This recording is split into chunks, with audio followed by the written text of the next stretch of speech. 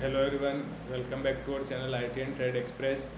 आज थी बैंकेक्स की एक्सपायरी। मार्केट एक काफ़ी अच्छा गैप अप ओपन हमें देखने के लिए मिला। उसके बाद में मार्केट में एक साइडवेज मोमेंटम था, ज़्यादा कुछ खास मोमेंटम था नहीं। तो ये हमने प्रॉफिट कैप्चर किया लगभग 23,000 के अप्रोक्स, और ये हमने दूसरे अकाउंट में कैप्चर किया लगभग 22,000 के अप्रोक्स। तो अभी हम डिस्कस करते हैं Nifty, bank Nifty, Fin Nifty को। कल फिन निफ्टी की वीकली एक्सपायरी है, तो कल के लिए हम लोग किस तरह से प्लान कर सकते हैं। उससे पहले हम डिस्कस करते हैं HDFC बैंक को। HDFC बैंक का रिजल्ट आया था अभी 1-2 दिन पहले, और आज काफ़ी अच्छा एक गैप अप देखने के लिए मिला हमें, लगभग 1 से 1.5% का। गैप अप के बाद में ये सस्टेन नहीं किया और इमीडिएटली हमें एक सेल ऑफ देखने के लिए मिला। तो जितने भी लोग प्राइस एक्शन सीखने के लिए देख रहे हैं, तो HDFC bank is the best example, जहाँ पे आपको प्राइस एक्शन एकदम से जो टिपिकल प्राइस एक्शन होता है सिस्टमेटिक मैनर में उस तरह से काम करता हुआ दिखाई देगा। यहाँ पे आप लोग देख सकते हो एक मार्केट के अंदर एक शार्प फॉल आया, यहाँ पे मार्केट ने एक सपोर्ट बनाया। जहाँ पे भी आपको एक बड़ा कैंडल ग्रीन या रेड मिले, आप उसे एक एज सपोर्ट या रेजिस्टेंस ट्रीट कर सकते हो। तो यहाँ पे मार्केट ने एक बहुत ही बड़ा ग्रीन कैंडल बनाया, तो मार्केट के लिए डेफिनेटली ये लेवल एक सपोर्ट के लिए काम करने वाला है। तो नेक्स्ट टाइम मार्केट इस लेवल के आसपास आया, फिर से जैसे ये ग्रीन कैंडल बनाया, तो हमें एक कन्फर्मेशन मिला कि यहाँ पे मार्केट फिर से एक सपोर्ट लेने वाला है। और यहाँ पे इस रेंज का मार्केट कंटिन्यूसली इस रेंज के आसपास से सपोर्ट ले रहा था यहाँ पे। तो जो रेंज मार्केट पहले सपोर्ट की तरह काम करता है, जो लेवल, वो उसके बाद में जब एक बार ब्रेक हो जाता है तो फिर वो एज ए रेजिस्टेंस काम करता है। तो मार्केट फिर जब यहाँ से रिकवर हो रहा था तो बार बार इसी लेवल के आसपास से रेजिस्टेंस फेस कर रहा था। और हम लोगों ने काफ़ी बार डिस्कस किया है कि जब भी मार्केट के अंदर कोई रेजिस्टेंस लेवल 3 से 4 बार टेस्ट हो जाए, यहाँ पे आप लोग देख सकते हो 1 बार, 2 बार, 3 बार, तो लगभग 3 से 4 बार टेस्ट हो जाए, तो फिर हाई प्रोबेबिलिटी रहती है कि वो रेजिस्टेंस लेवल वीक हो चुका है और वो हमें ब्रेक होता हुआ दिखाई दे सकता है। तो यहाँ पे सिमिलरली वही हुआ मार्केट ने ट्राई किया, पहली बार ट्राई किया, दूसरी बार ट्राई किया, तीसरी बार ट्राई किया। तो फिर जब भी ये नेक्स्ट टाइम 4th या 5th टाइम आने वाला है, तो डेफिनेटली इसकी प्रोबेबिलिटी बहुत ही ज़्यादा है कि ये इस रेजिस्टेंस को ब्रेक करने वाला है। तो यहाँ पे एक काफ़ी अच्छा हमें ब्रेकआउट देखने के लिए मिला एक प्राइस एक्शन के और कंसोलिडेशन के बाद में। यहाँ पे काफ़ी अच्छा एक ब्रेकआउट दिखाई दिया। तो जनरली क्या होता है, जब भी मार्केट के अंदर एक ब्रेकआउट होता है, उसके बाद में जब भी मार्केट के अंदर थोड़ा बहुत करेक्शन आता है या फिर मार्केट थोड़ा बहुत गिरता है, तो जो आपका रेजिस्टेंस लेवल होता है, जो ब्रेकआउट लेवल होता है, जिस लेवल का ब्रेकआउट देख के मार्केट ऊपर की तरफ निकलता है, फिर मार्केट उस लेवल के आसपास सपोर्ट फाइंड आउट करने का ट्राई करता है। और HDFC बैंक के केस में भी यही हुआ। ये लेवल यहाँ पे लगभग 1470 1480 के आसपास मार्केट रेजिस्टेंस फेस कर रहा था कंटिन्यूसली, और फिर जब ब्रेकआउट दिया, मार्केट के अंदर थोड़ा सा पैनिक क्रिएट हुआ, वॉर की वजह से कुछ न्यूज़ वगैरह आई, तो मार्केट यहाँ पे एक फॉल दिखाया, और फॉल दिखाया कि एग्जैक्टली उसी लेवल से सपोर्ट लिया जहाँ पे प्रीवियस टाइम पे रेजिस्टेंस फेस कर रहा था। तो इसलिए ये छोटे छोटे कॉन्सेप्ट हैं, ये बहुत ही इंपॉर्टेंट होते हैं कि मार्केट के अंदर जो लेवल पहले एज ए रेजिस्टेंस काम कर रहा था, उसके बाद में वही लेवल एज ए सपोर्ट काम करता है, और एग्जैक्टली सपोर्ट लेके मार्केट ने ऊपर की तरफ गया। बट यहाँ पे आज ऑलरेडी लगभग 1470 1480 से डायरेक्टली एक ही दिन में 1550 1560 के आसपास पहुँच चुका था HDFC बैंक, और एक अच्छी कैंडल हमें मिल चुकी थी। तो जितने भी लोगों ने यहाँ पे बाई किया था, आज गैप के बाद में उन लोगों ने अपना प्रॉफिट बुकिंग दिखाई है यहाँ पे रिजल्ट के बाद में। तो अभी चांसेस है कि HDFC बैंक इस रेंज के अंदर बना रहेगा। नीचे की तरफ जो सपोर्ट बनाया है 1480 1490 से लेके 1550 के बीच में, और जब भी इस रेंज का ब्रेकआउट देगा तो फिर हमें एक अच्छा मोमेंटम देखने के लिए मिल सकता है। ये जो गैप पेंडिंग दिखाई दे रहा है आपको 1650 के आसपास, यहाँ तक इजीली ट्रेवल कर सकता है। तो अभी डाउन साइड बहुत ही लिमिटेड दिखाई दे रही है HDFC बैंक के अंदर, और एक रिवॉर्ड काफ़ी अच्छा दिखाई दे रहा है। इसको यदि हम मंथली टाइम फ्रेम में देखें, मंथली टाइम फ्रेम में यदि HDFC बैंक को देखें, तो पिछले 4 साल में HDFC बैंक का रिटर्न 0 है, और काफ़ी अच्छा कंसोलिडेशन मोड में चल रहा है। तो जब भी अब ये 1550 1560 के ऊपर क्लोजिंग देना स्टार्ट करेगा, तो इसके अंदर एक बाइंग की पोजीशन इनिशिएट कर सकते हैं हम लोग, और हम टारगेट रख सकते हैं एक नए ऑल टाइम हाई के लिए, क्योंकि ऑलरेडी सारे बैंक चल चुके हैं। HDFC बैंक और कोटक बैंक दोनों ही जो मार्केट लीडर हैं, वो दोनों बैंक अभी थोड़ा सा पीछे चल रहे हैं बाकी बैंकों के कंपैरिजन में। तो जैसे जैसे आने वाले क्वार्टर्स के अंदर रिजल्ट्स अच्छे आएंगे, तो उसके बाद में हो सकता है कि हमें ब्रेकआउट दिखाई दे, बट यहाँ से डाउन साइड बहुत ही लिमिटेड दिखाई दे रही है HDFC बैंक के अंदर। तो अभी हम डिस्कस कर लेते हैं निफ्टी बैंक को। निफ्टी बैंक में हम लोग किस तरह से प्लान कर सकते हैं। ICICI बैंक आज काफ़ी अच्छा परफॉर्म कर रहा था, लगभग 1 से 1.5% ऊपर था। बट HDFC बैंक में जो प्रॉफिट बुकिंग आई उसकी वजह से बैंक निफ्टी को थोड़ा सा वो नीचे की तरफ ड्रैग कर रहा था। तो यहाँ पे कल के लिए हम लोग किस तरह से प्लान कर सकते हैं, अभी यहाँ पे आप लोग देख सकते हो लगभग 46,500 यहाँ से एक शार्प रिवर्सल दिखाया है मार्केट ने।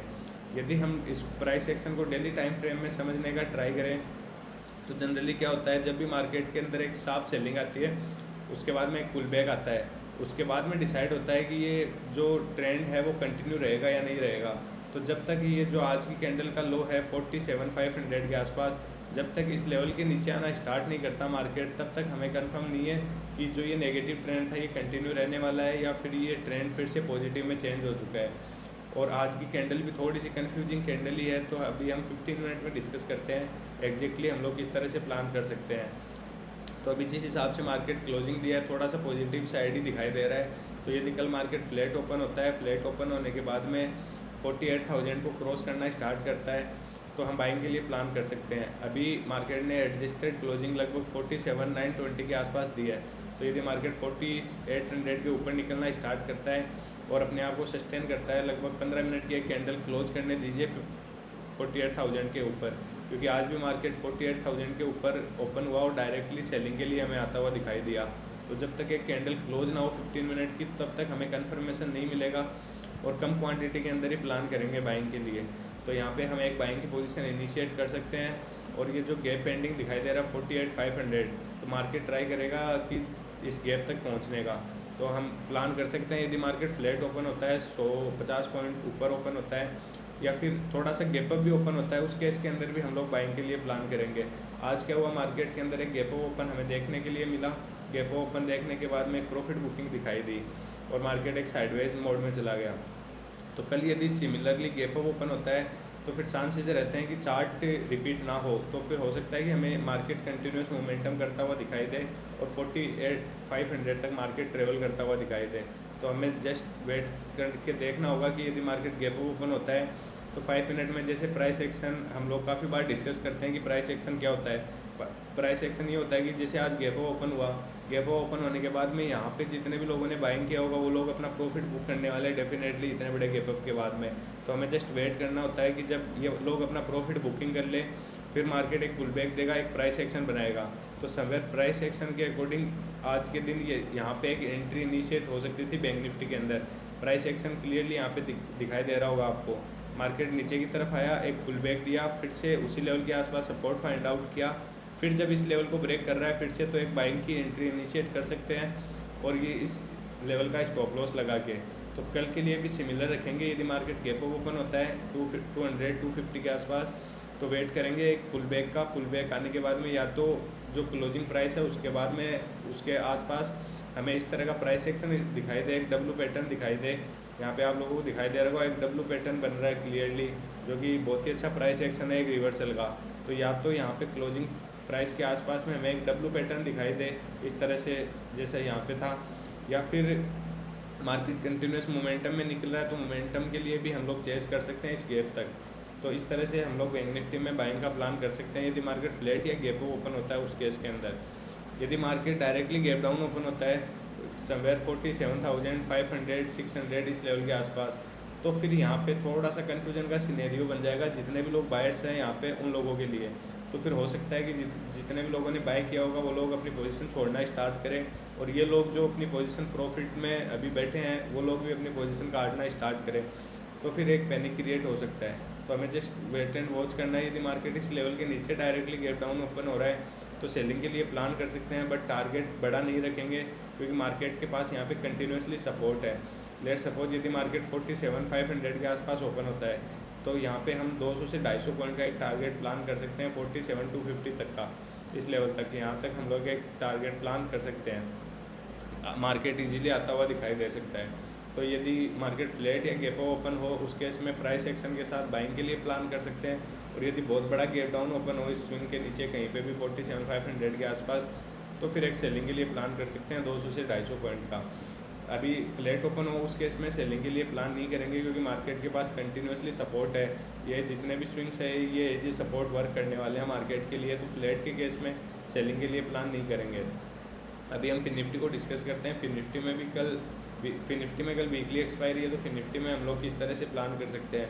तो डेली चार्ट सिमिलरली दिखा रहा है जैसे बैंक निफ्टी के अंदर दिखाई दे रहा है। यहाँ पे भी एक गैप पेंडिंग है, तो 15 मिनट में डिस्कस करते हैं किस तरह से हम लोग प्लान कर सकते हैं। जनरली होता क्या है कि जब भी एक्सपायरी के पहले एक बड़ा मोमेंटम आ जाता है, जैसे यहाँ पे एक्सपायरी के पहले इस इंडेक्स के अंदर एक बड़ा मोमेंटम ऑलरेडी आ चुका है, तो फिर एक्सपायरी वाले दिन क्या होता है, यदि मार्केट गैप अप ओपन हो जाता है बहुत बड़ा, तो फिर एक साइडवेज मोमेंटम हमें देखने के लिए मिलता है। जैसे इस तरह का यदि एक कैंडल छोड़ दें हम 15 मिनट की, तो मार्केट एक ही रेंज के अंदर ट्रेड किया है पूरे दिन लगभग। तो इस तरह से फिर वो एक्सपायरी पे दोनों साइड के प्रीमियम ऑप्शन सेलर्स खाने के लिए मार्केट को एक रेंज के अंदर रख लेते हैं। तो यदि कल मार्केट गैप अप ओपन होता है 21,500 के आसपास डायरेक्टली, यदि इस लेवल के आसपास डायरेक्टली गैप अप ओपन होता है, उस केस के अंदर हम लोग थोड़ा सा कॉशियस रहेंगे और एक प्लान करेंगे सेलिंग के लिए प्राइस एक्शन के साथ में। लेट सपोज यदि मार्केट डायरेक्टली 21,500 के आसपास ओपन हो रहा है और 5 मिनट में यदि कुछ भी प्राइस एक्शन नेगेटिव बनना स्टार्ट हुआ, जैसे यहाँ पे प्राइस एक्शन सेलिंग आया, उसके बाद में फिर से बाइंग आ रहा है और फिर से एक बार सेलिंग आ रहा है और जो मॉर्निंग का लो था उसको क्रॉस कर रहा है 5 मिनट में, तो इस प्राइस सेक्शन के साथ हम लोग सेलिंग के लिए प्लान कर सकते हैं। और ये जो गैप होगा, गैप ओपन होगा, तो उस गैप तक फिल करने का हम लोग वेट कर सकते हैं। यदि मार्केट थोड़ा गैप लगभग 20-25 पॉइंट गैप अप ओपन होता है, गैप डाउन ओपन होता है, उस केस के अंदर हम लोग बाइंग के लिए प्लान करेंगे। उस केस में अपना टारगेट रखेंगे 21,500। ऐसा किस लिए, क्योंकि यदि market directly gap up open हो रहा है, तो यहाँ पे 2 दिन से जितने भी लोगों ने बाय कर रखा है वो एक अच्छे प्रॉफिट में आ जाएंगे, तो फिर हो सकता है वो लोग भी अपना प्रॉफिट बुक करना स्टार्ट करें इस रेजिस्टेंस लेवल के आसपास। बट यदि इस लेवल के आसपास ओपन हो रहा है, तो उन लोगों का, जितने भी लोग बायर्स हैं, उन लोगों ने जो टारगेट प्लान किया है, जो उनका डिज़ायरेबल टारगेट है, वो अभी अचीव नहीं हुआ है, तो फिर वो ट्राई करेंगे कि इस लेवल तक मार्केट को लेके जाए और समवेयर इस लेवल के आसपास से या तो फिर कंटिन्यू मोमेंटम हो या तो फिर वो यहाँ से अपना प्रॉफिट बुक करना स्टार्ट करेंगे। तो इस तरह से हम लोग प्लान कर सकते हैं। फिर निफ्टी के अंदर यदि फ्लैट ओपन हो या 20-30 रुपये ऊपर नीचे ओपन हो, तो हम बाइंग के लिए प्लान करेंगे। जैसे ही मार्केट 21,340-350 को निकालना स्टार्ट करेगा उस केस के अंदर, और इस गैप को फिल करने तक का वेट करेंगे। यदि market directly gap down open होता है, जैसा बैंक निफ्टी के केस में था, 21,250 के नीचे डायरेक्टली गैप डाउन ओपन होता है स्विंग के नीचे, तो सेलिंग के लिए प्लान कर सकते हैं। अदरवाइज़ फ्लैट या थोड़ा बहुत गैप अप हो तो बाइंग के लिए प्लान करेंगे। और यदि बहुत ही बड़ा गैप ओपन हो रहा है 150-200 पॉइंट 21,500 के ऊपर, तो फिर एक प्राइस एक्शन के साथ में सेलिंग के लिए प्लान कर सकते हैं। बट अभी फ्लैट के केस में और 20-25 पॉइंट ऊपर नीचे के केस में कुछ भी नेगेटिव दिखाई नहीं दे रहा है। अभी हम निफ्टी को डिस्कस कर लेते हैं। निफ्टी में हम लोग किस तरह से प्लान कर सकते हैं। तो निफ्टी एज कम्पेयर टू फिर निफ्टी एंड बैंक निफ्टी ने काफ़ी अच्छा स्ट्रॉन्ग क्लोजिंग दिया है, लगभग डे हाई के आसपास ही क्लोजिंग दिया है और निफ्टी यहाँ पे स्ट्रॉन्ग दिखाई दे रहा है। तो 15 मिनट में निफ्टी को डिस्कस करते हैं। निफ्टी कम्प्लीटली बाइंग के लिए दिखाई दे रहा है, ये निफ्टी में कुछ भी सेलिंग के लिए दिखाई नहीं दे रहा है।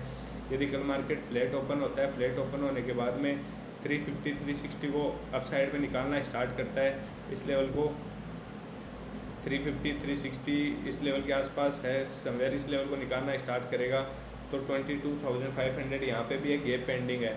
तो निफ्टी भी ट्राई करेगा कि इस गैप को फिल करने के लिए आता हुआ हमें दिखाई दे। और यदि मार्केट डायरेक्टली गैप ओपन होगा तो फिर हमें हो सकता है साइडवेज मार्केट देखने के लिए मिले, क्योंकि मार्केट ऑलरेडी 21,800 से कंटिन्यूस एक मोमेंटम करता हुआ आ रहा है। तो मार्केट को कहीं ना कहीं एक पॉज लेना पड़ेगा यदि अपसाइड मोमेंटम कंटिन्यू रखना है तो, क्योंकि यदि मार्केट में इस तरह से मोमेंटम कंटिन्यू रहा तो फिर सेलिंग भी उसी तरह से आएगी और हमें ये जो भी मोमेंटम है ये फेडेड होता हुआ दिखाई देगा।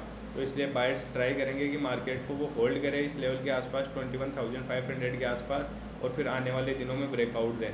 तो यदि बड़ा गैप अप ओपन होता है उस केस के अंदर हमें हो सकता है एक साइडवेज मार्केट देखने के लिए मिले, ज़्यादा ट्रेड ना मिले। बट यदि फ्लैट ओपन हो रहा है 20-30 पॉइंट 40 पॉइंट ऊपर नीचे ओपन हो रहा है तो फिर एक बाइंग का मोमेंटम हम लोग इनिशिएट कर सकते हैं, बाइंग की पोजीशन, और 22,500 तक का प्लान कर सकते हैं। व्हाट इफ यदि डायरेक्टली गैप डाउन ओपन होता है निफ्टी के अंदर गैप डाउन ओपन होगा तो भी हम सेलिंग के लिए प्लान नहीं कर सकते हैं, क्योंकि निफ्टी के अंदर बहुत ही इमीडिएटली सपोर्ट है, हर 50 पॉइंट पे काफ़ी अच्छा एक सपोर्ट दिखाई दे रहा है जो ये स्विंग्स बना रखा है। तो यदि बहुत बड़ा गैप डाउन ओपन होगा उस केस के अंदर एक पोजीशन कम क्वांटिटी के साथ प्लान कर सकते हैं सेलिंग की। अदरवाइज़ अभी इस लेवल के आसपास कुछ भी सेलिंग के लिए प्लान नहीं कर सकते हैं और क्वांटिटी साइज को थोड़ा सा कम रख के ट्रेड करेंगे अभी भी, क्योंकि मार्केट के अंदर जो सडन मोमेंटम आ रहे हैं, एक ही कैंडल के अंदर मार्केट 200 से 300 पॉइंट मूव कर जा रहा है। यदि वो मोमेंटम आपके अपोजिट आपके अकाउंट में आ गया तो फिर एक बड़ा ड्रॉ डाउन भी हमें देखने के लिए मिल सकता है और फिर काफ़ी टाइम लग जाएगा उस चीज़ को रिकवर करने में। तो इसलिए क्वांटिटी साइज़ को जब तक एक क्लियरिटी नहीं आ जाती मार्केट में, एक डायरेक्शन क्लियर नहीं हो जाती, तब तक हम क्वांटिटी साइज़ को कम रख के ही ट्रेड करेंगे। तो इस तरह से हम लोग कल के लिए प्लान कर सकते हैं। Thank you.